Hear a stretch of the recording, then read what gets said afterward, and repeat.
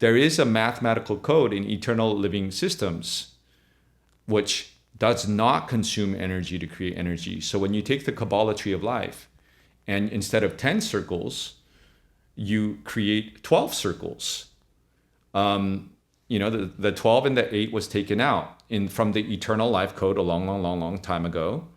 And it was changed. The mathematical code was changed in this current universe from 12 to 10. And when you do that, you start a little bit off center. And the Vedic wisdom talks about 7 chakras, 7 energy centers. But actually, there's at least 15 morphogenetic chakras. So there's an 8th chakra, which was taken out of the Kabbalah tree of life, which is the higher heart, which is the Azare in eternal life wisdom, which was taken out in the Kabbalah tree of life. And this is connected directly to the source of all energy, the 8th chakra.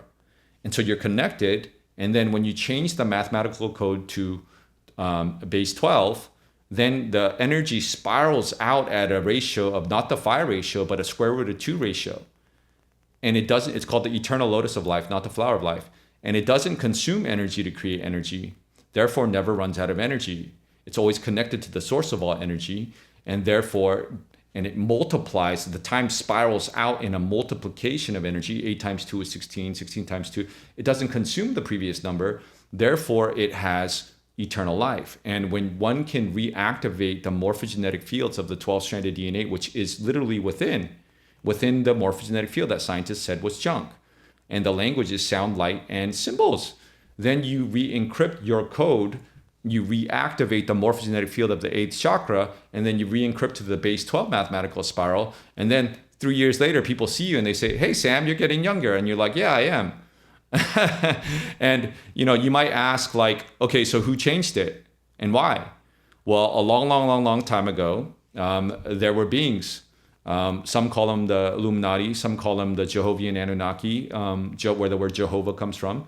They were an ascended master collective, right? And this ascended master is just, they can create universes and galaxies. They've embodied their primal light and sound fields. And so they had innate knowledge of first creation physics, the math of how to create. And through repeated free will choice, they decided to cut themselves off and experiment from the source of all energy. They collapsed the base 12, destroyed the 12, and made it into 10. And therefore, the center point of the connection to source was a little off, and they changed the math and created a different kind of type of being. And so, lately, that's where the word Jehovah comes from.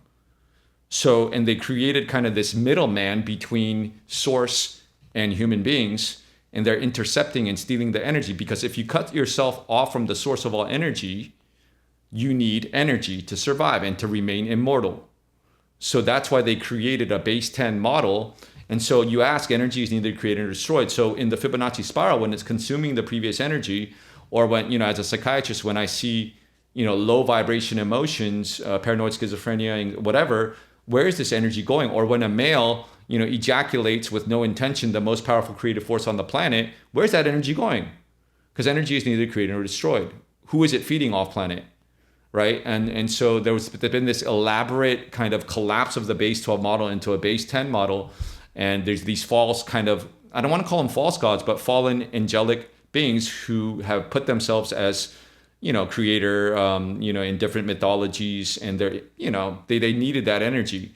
So they're feeding off of humanity. And now, though, this wisdom is coming back out and letting people know that, hey, hold on, no, you are source. You don't need a middle archangel between you and source. Hey, guess what? If you just re-encrypt this to 12, you have a direct connection point to source.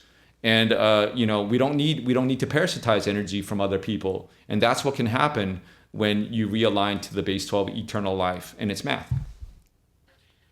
Is there a natural harmonizing order that, because if we're off on the 10 or what, does the 12 trying to resolve itself as well? What do I actually mean by that? So, I mean, as many of us, and so many of us tuning into this podcast, people are looking for more and more wholeness, right? They're looking into more and more wholeness. And you mentioned before, when we talk about the 12-strand DNA, and I do want to talk about certain elements, like do we share over cells? Anyway, we'll get there. But in terms of the 12-strand DNA, you said, there was, at 12, you've got this buddhic, you've got this acoustic, you've got this Sattvic kind of frequencies which exist up here, and then like, are they also like, I don't want to say descending down, but are they also trying to call us home as we're trying to look for them to come home? Like, is that happening from both ends? Yeah, great question. Absolutely. But like, I guess as within, so without. And so this is why Jesus said, ye shall do even greater things than me. Because the 10th DNA strand, when you start activating the substrands of it, it's your Christic mind. It's a frequency. And it's literally DNA, and each DNA strand has 12 substrands. And the 11th DNA strand is the Buddhic mind. And the 12th DNA strand is your nirvanic mind. And so, people say, take a look within. It's within. It is. Everything you need is within. But within where? In the intron potential DNA, scientists used to call junk. That's where everything you need is. Your inner Buddha's there. Your inner Christ is there. And this is not like, I know like it's a popular saying to say, hey, the Christ consciousness is on the rise. Sure. But like, people misassociate that with like, hey, fifth dimension, it's just love. Hey, let me run around with my shoes off. No, it's actually a real frequency that lies within your 10th DNA strand, which is beyond space or time, right? And so this is the science which literally gives an explanation, a scientific explanation to frequency. It's, for me, it's been really cool because like it contextualizes all of these things and I now understand the science behind it. And the truth, and the truth is starting to set me free, and that's why I love sharing it. Because before, pumping Kundalini was amazing, but it's like, what is even Kundalini? Kundalini is dimensions 0 to 9 at the bottom of the spine, 3, 6, 9, and when you're pumping it, you can force it up, and if you have a block in a chakra, you can have a healing crisis, and then it tickles, the pineal gland, and then literally you can have cosmic vision, and yes, you can activate your multidimensional self, but why go from 0 to 9 up? When you can, in a natural, gradual way, 12th dimension, 3, 6, 9, 12, activate your 12-stranded DNA in a natural, gradual way. Hey there, Inspired Evolutionary. If you absolutely loved this, well then here's a full conversation with this guest on the Inspired Evolution podcast. Check it out now.